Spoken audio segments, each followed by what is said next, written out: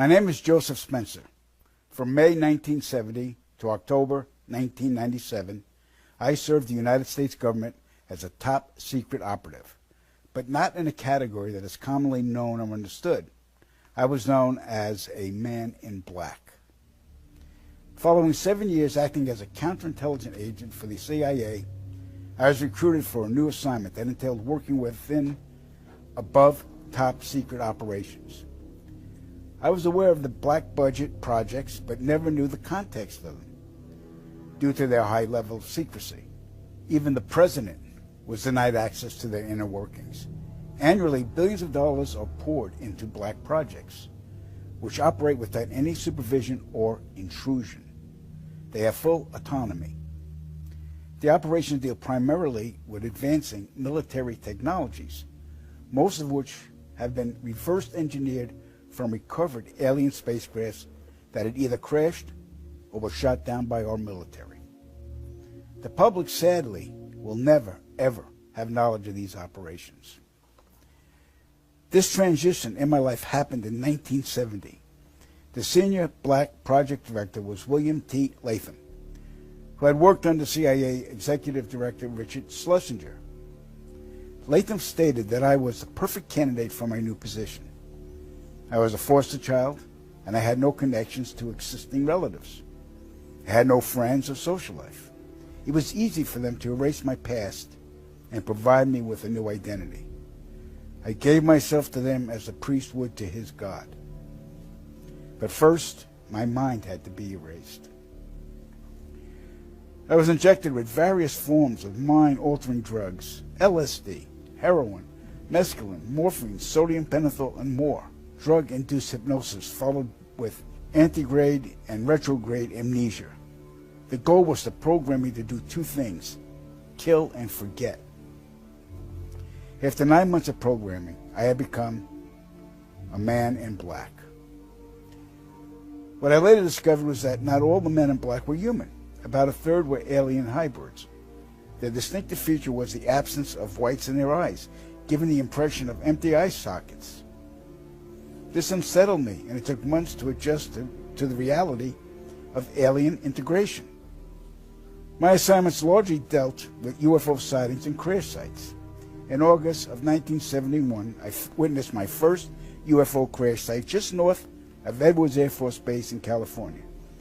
Inside the craft were 3 grayed humanoids, 2 dead, 1 still alive.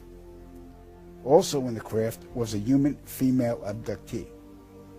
The alien humanoids were transported to the base, but 2 witnesses had arrived before us and took several photographs.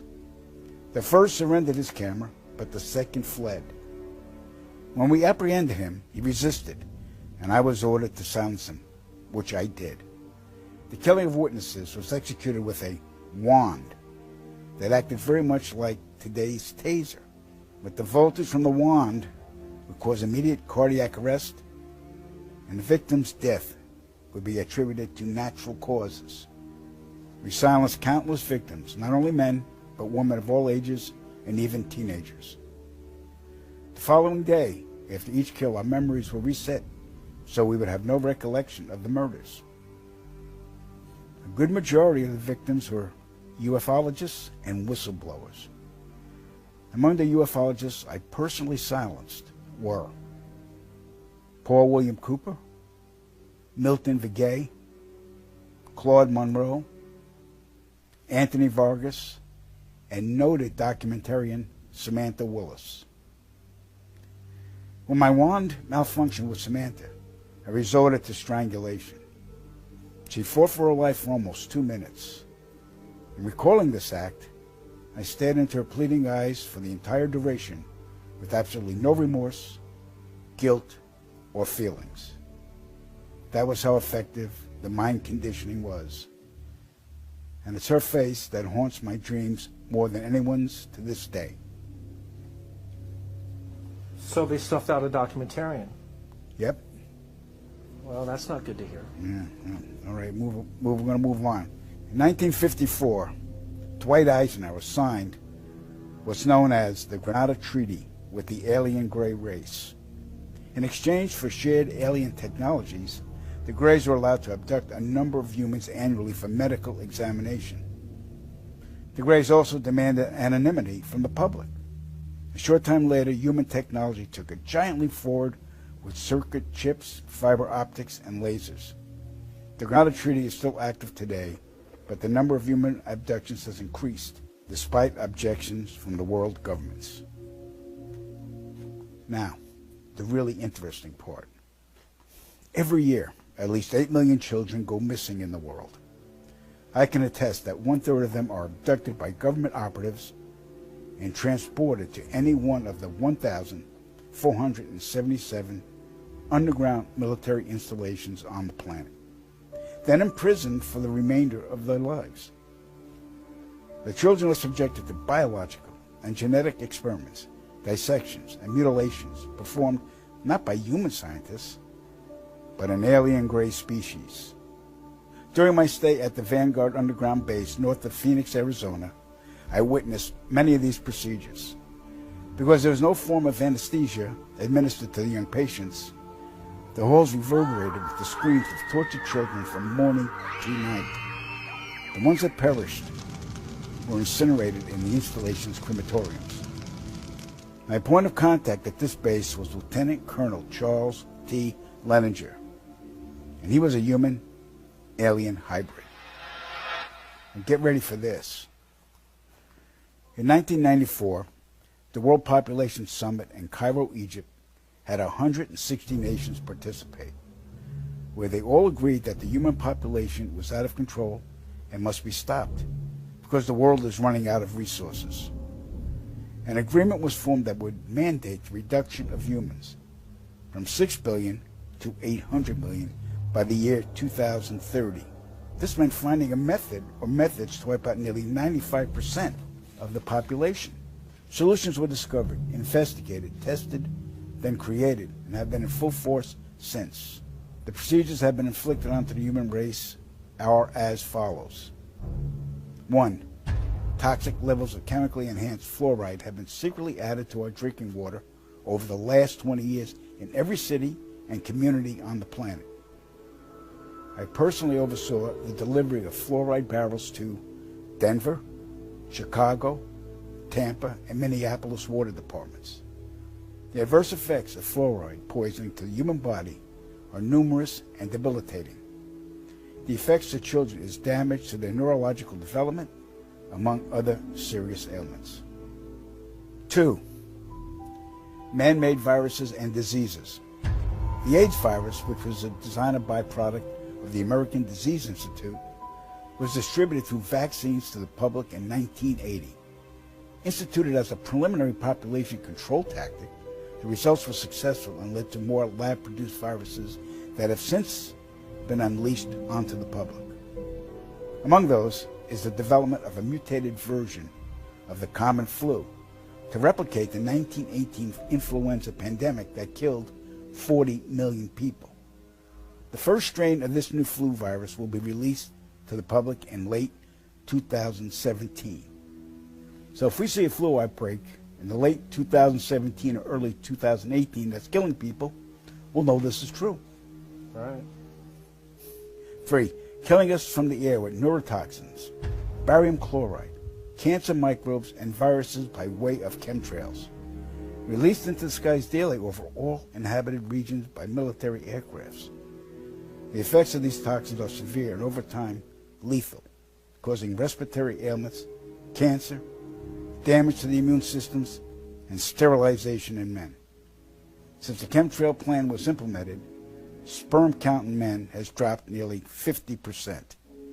If this isn't reversed soon, the human race will face early extinction. Now the grand finale. This is some scary shit.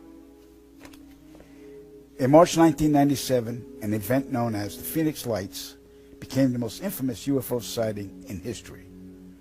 A mile-wide vessel, clearly not man-made, flew slowly and silently over the state of Arizona and was witnessed by 10,000 people, including the governor of Arizona. To date, there has been no reasonable explanation, but for every witness interviewed, the craft was as real as anything they'd ever seen. Their lives were transformed. They now believe that we truly are not alone. However, there is another truth, for I know what they really saw. In 1986, while stationed at an underground installation near Boulder, Colorado, I was introduced to Project Skybeam by Lieutenant General Andrew Garris. I was then led down a corridor and into a large hangar, where a stealth bomber hovered only 20 feet above me. I stood there confused. Then Garris looked over at me and smiled, then asked if I was certain of what I was seeing. I replied, of course. What else could it be? I was then shocked to find out that this wasn't a real craft. It was a projected hologram. Since the early 1950s, scientists have been developing holographic technology, and over the years improved it to a state that we can only imagine. As I stood there staring at the bomber, which looked so absolutely real and solid that I could reach up and touch it, I contemplated the possibilities. What if this projection was 1,000 feet up in the sky? How would anyone know that that was an illusion? The Phoenix Lights craft, witnessed by 10,000 people, was the first grand-scale skybeam test upon the public. It succeeded beyond expectations. In October 1938, Orson Welles unleashed his War of the Worlds radio broadcast to the American public. It was so realistically portrayed, vast portions of the population went into panic. Terrified citizens scrambled to evacuate their cities in droves. America had been easily tricked by very simple means. To amplify this response, those who are truly in power of not only our country, but all the countries on the planet, and who are the true purveyors of the depopulation process, have formulated the final stage of their sinister plan. In the year 2024, a global event will alter the course of mankind's future. The world will stand witness to a massive alien invasion. Thousands of projected holographic alien warships will blanket the skies, sending people into a global panic.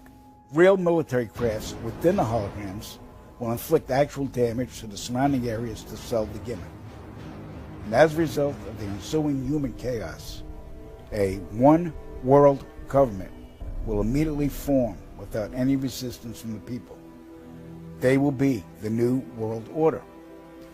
Once this happens, we as a people will be doomed to enslavement and accelerated depopulation. With that said, the only hope for human salvation is to acquire and spread the knowledge of these activities and agendas. Resist, retaliate, then conquer this imposing enemy. The time is now, as humanity is rapidly approaching its final days.